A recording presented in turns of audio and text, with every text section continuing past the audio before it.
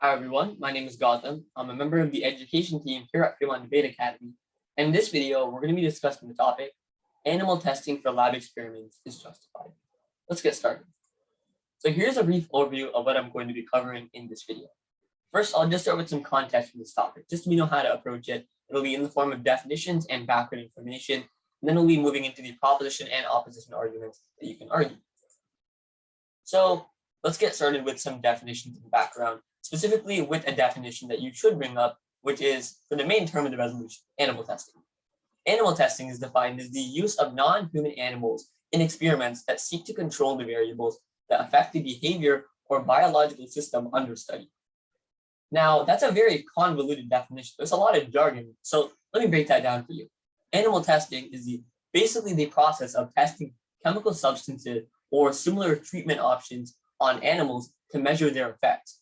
And in that way, you're able to see how effective something is by using animals. So here's some background information. Something important to notice is that more than 100 million animals are used for research annually. And in this research, animals are often forced to eat and inhale substances or have materials and substances rubbed in their skin or their fur, or maybe they're injected with substances. So it's a lot of things that you wouldn't really want to have done to you. And unfortunately, a lot of these animals are almost always killed in this process of research. But in this research, there are some benefits, as we're going to discuss later on in the proposition case, and that includes the drugs that are actually used and tested on these animals that have reaped a lot of benefits for society, including insulin, vaccines, HIV treatment options, and many more things. But something to remember is that all drugs must be used on animals before legal human trials. And that's kind of the reason why we're having this whole discussion on this topic. Because in order for a human to be treated with a medicine, it has to go through animal trials. So let's just look at some regulations and court cases in the United States. So in the United States, they passed the only federal law protecting animal rights, it was passed in 1966. It's called the Animal Welfare Act, and it's a federal law regulating the treatment of animals in research, exhibition, and transport, etc. The part we're going to be paying attention to is research, because that is what animal testing is involved with. But something to notice is that this is the only federal act we have in the United States, but it has very minimal protections, as we're going to see later on in the opposition case. And it is slightly outdated. But just a very interesting case, a court case that I'd like to share with you, is International Primate Protection League versus Institute for Behavioral Research. And this whole court case came about when a graduate student came to a neuroscience lab, and he noticed that a lot of the monkeys that they were using were being treated completely inhumanely. And he didn't like that. He reported animal cruelty. He gave this information to PETA, which is an animal rights organization, and they were able to work with the International Primate Protection League in order to file this court case. So they were the plaintiff here, and what they noticed is that the research was funded by the NIH. So that was where part of the blame went. And the NIH stands for the National Institute. I just want to clarify that. But the case actually ended up in support of the researchers. That was the verdict in the end. So I just want you to think about that. Do you agree with the verdict for this case? What precedent do you think that set? I just want you to just take the next minute or so, maybe pause the video, just take the next minute to just think about this question. Do you agree with the verdict in this case? Okay, now that you've hopefully had the answer to just think about that, let's get started with the proposition case. So the first point you can argue for the proposition side is about how there are worse alternatives. So animals are similar enough to humans to provide good enough and precise data. According to Stanford Medicine, mice and humans share more than 98% of the same DNA. And DNA is, not to get too complicated here, but DNA is basically the chemical and genetic material that makes you who you are. So there are a lot of similarities between mice and humans, and mice are used in animal testing. And according to NCBI, an article published on NCBI, monkeys are used to test human antibodies for HIV research. And there have been a lot of recent advances in HIV research because of the use of monkeys. And something to notice is that if you test a lot of these substances directly on humans, it could lead to death in humans.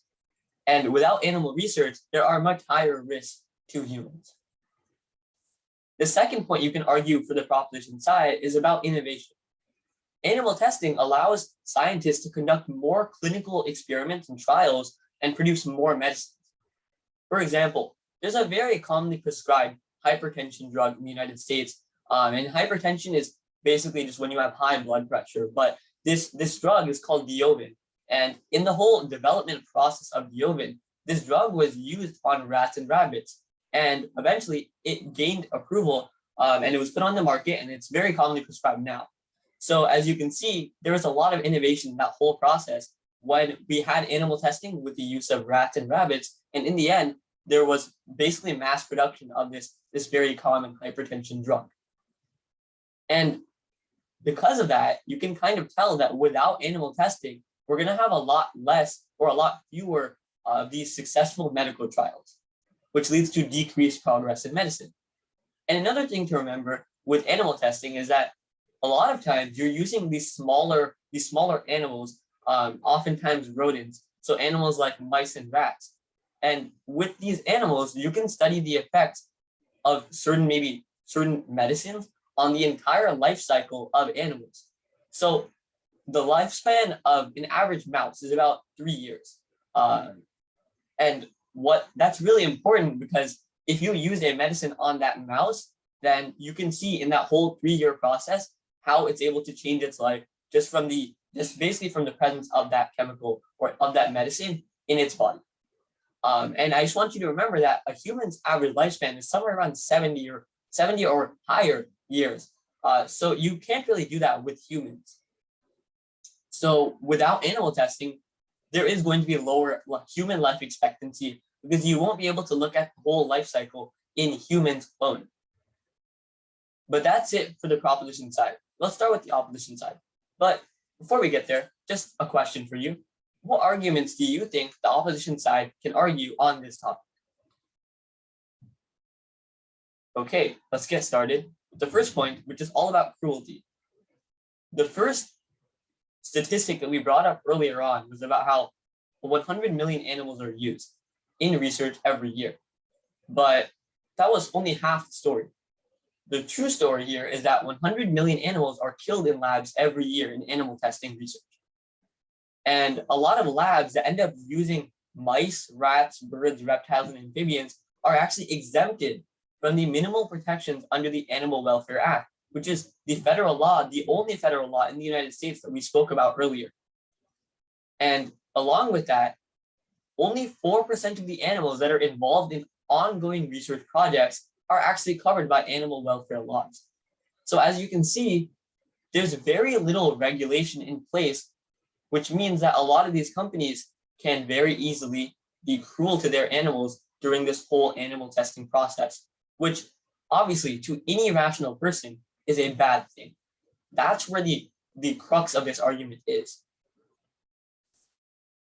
And the second argument that the opposition can present is that animal testing is basically ineffective, because most of the drugs that are tested in animal trials fail in human clinical trials.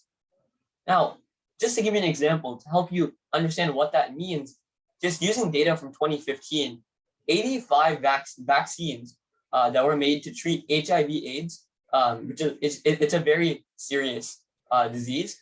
So 85 of these vaccines for HIV/AIDS were successful when tested on primates.